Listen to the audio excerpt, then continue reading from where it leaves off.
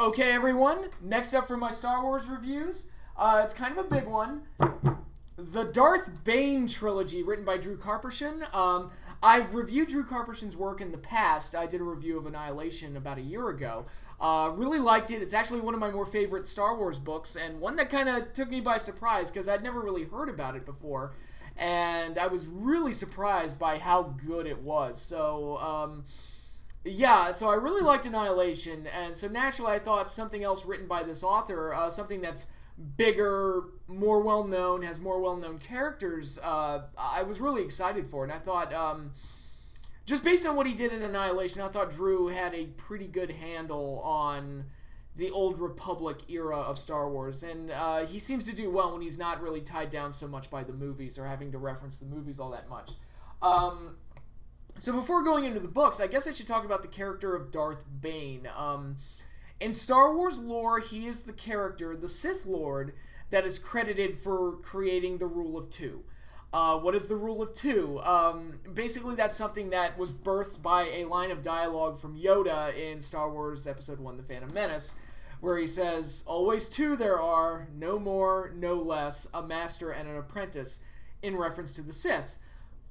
Apparently, Lucasfilm was a bit more literal about that than, or I really went to the extreme, because the line apparently literally meant there are only two Sith at any one point. I remember when I first saw Phantom Menace as a kid, teenager, I kind of took the line as there were probably more than two Sith around, but they always travel in pairs. That was how I took it. So, no group of Sith could be more than two. But no, apparently it means there are only two Sith at any one time. It's the Rule of Two, and it began with Darth Bane, who is technically still canon in Star Wars, because when Disney bought Star Wars and all the stuff that Star Wars encompasses, and they flushed out the canon and wiped the slate clean, they said the only things that still remain canon are the 6 movies, the 6 episodes, and the animated shows Clone Wars and Rebels. Or the both Clone Wars shows, the 2D one and the 3D one.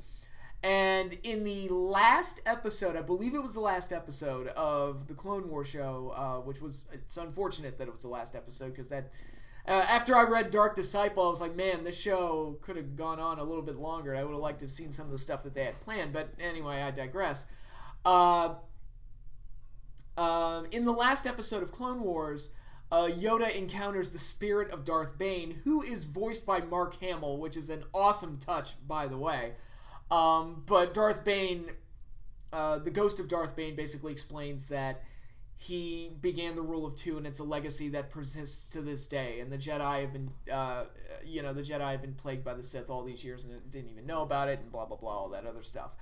So technically, Darth Bane is still canon, even if these books are not. So, these 3 books, overall, I think they work really well in accomplishing what they're trying to do, which is to basically explain the backstory of the Sith as we know them in the episodes. How did, the relationship between Darth Plagueis and Emperor Palpatine and Darth Vader, how did all that work, that whole Rule of Two thing? This basically explains the beginning of that, and the Sith basically creating the Rule of Two, Darth Bane creating the Rule of Two, I should say, and then basically the Sith biding their time, slowly but surely biding their time to ultimately take over the galaxy, which was accomplished, as we saw in Revenge of the Sith, leading us into the original trilogy. And I think in explaining that and giving us a background for that, I think these books are very good. I think it's also helped by the fact that Darth Bane himself is an interesting character, and it's interesting to follow him all the way from beginning to end. The first book, Path of Destruction, details his early life, how he had a father who hated him because his mother died while giving birth to him.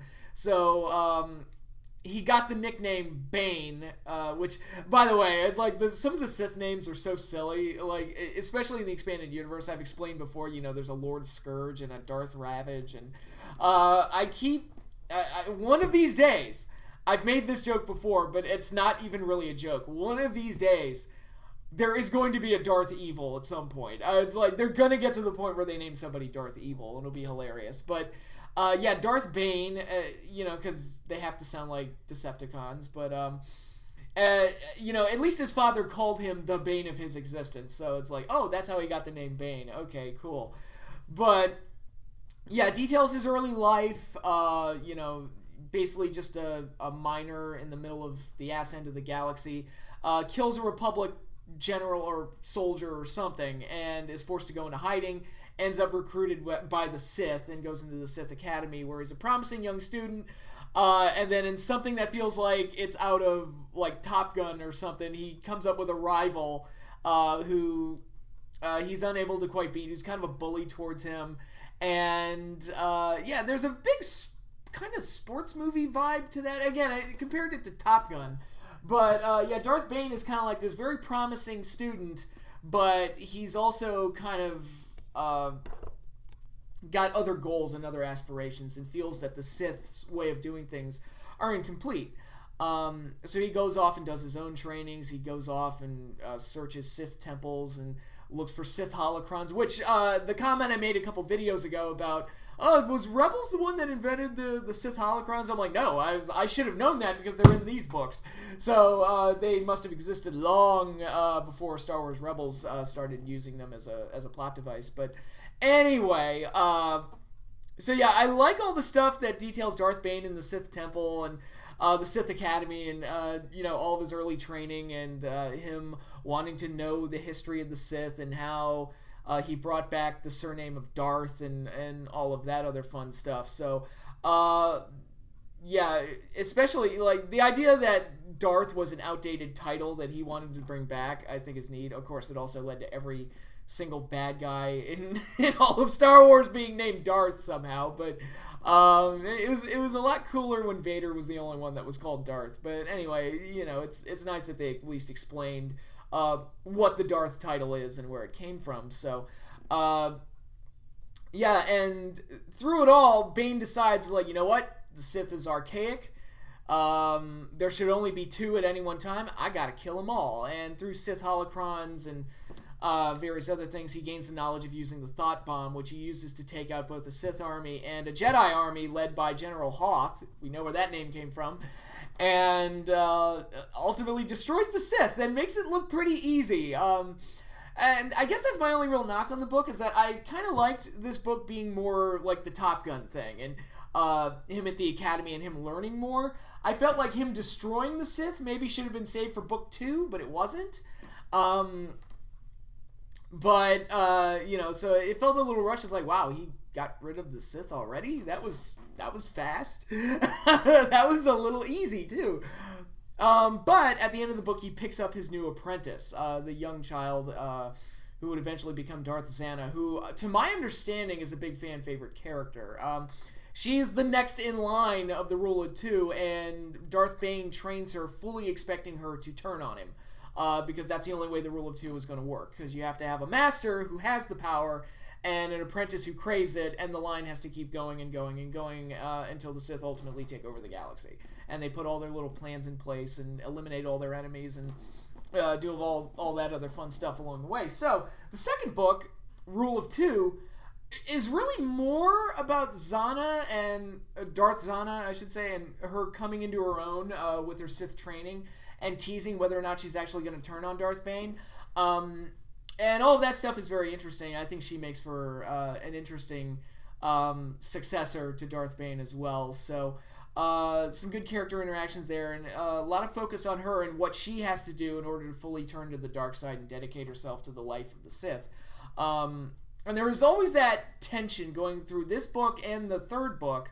When is she going to turn on him? And when are they going to have their fight? And you know it's coming. And Bane created the relationship in the first place and trained her in the first place to have that showdown at some point. So by putting that in place very early on, it does create a great bit of tension going throughout the rest of the trilogy, which I really like, and makes it a lot of fun to read. And and you get to see her, like, again, like, come into her own and actually help Bane as he gets infected by these parasites that cover his body, and he has to get a healer. And all that other fun stuff. But really, the book is more about her, the second one anyway, I feel like, and more about setting her up for eventual showdown with Bane, which does not happen at the end of the second book. That would be for my personal favorite book in the trilogy, Dynasty of Evil, which really is where everything comes to a head. It kind of has this wacky, I don't want to say wacky, but there is kind of like it's a mad world vibe to it, where you have all these different characters being pulled in so many different directions, and you don't know who's going to screw over who, and you don't know who's aligned with who, and they might be aligned at one point, but then they double cross each other, and there's a bunch of like craziness going on, and made for a very fun read, and it's all things that would make sense.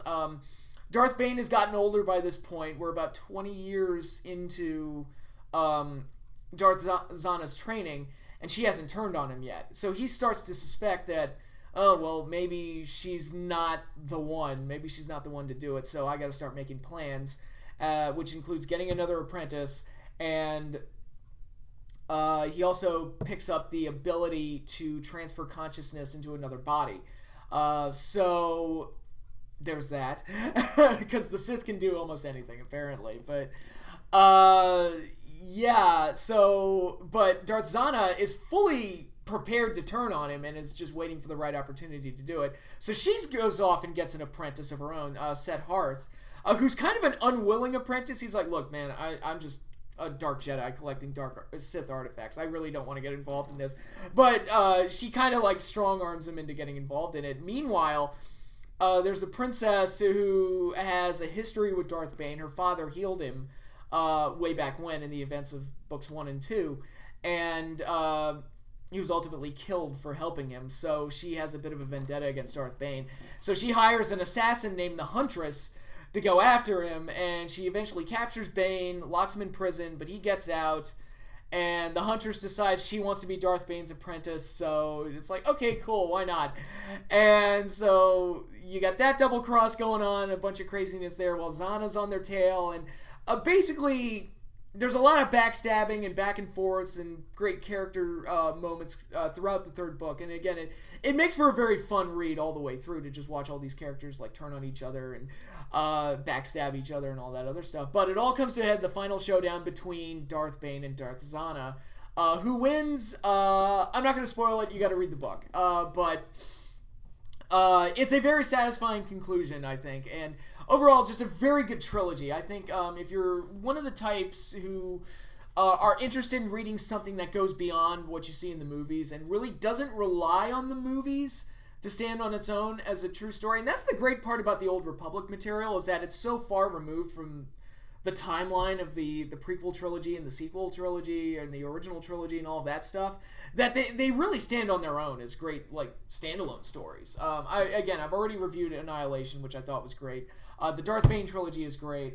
Deceived is another one that's pretty good. So there's a lot of good material in the Old Republic portion of the timeline, and like I said, it doesn't rely as much on the movie, so if that appeals to you, I know some people, you know, only like Star Wars if it has the familiar faces in there. It's like, oh, I don't want to read it if it doesn't have Luke or Han, or oh, I don't want to read it if it doesn't have Obi-Wan in it or anything like that. But for something that's completely removed from that, I think they stand on their own very well, and I highly recommend them. So, yeah, I think the Darth Bane trilogy is very good. It's one of the best pieces of EU material from the Old Republic timeline, and I highly recommend it. I think it's a fun read, all from start to finish. It's 3 books, and I've read through them pretty quick, so they're pretty engaging reads. And like I said, they don't rely on the movies to stand on their own, which is something that I respect. Not that I have anything against stories that do rely on the movies, kind of like Rogue One, for example, but it is refreshing to see something that's just completely standalone, original, and works very well on its own, and it helps that the characters themselves are so interesting and so great. So that concludes my review here. Tune back in for the end of the month where I'll have another review up, one that is relevant to Halloween. Not quite what I did last year with Death Troopers, but it is relevant to Halloween. But you'll see it when I get around to filming it and posting it. So until then, y'all have a good one.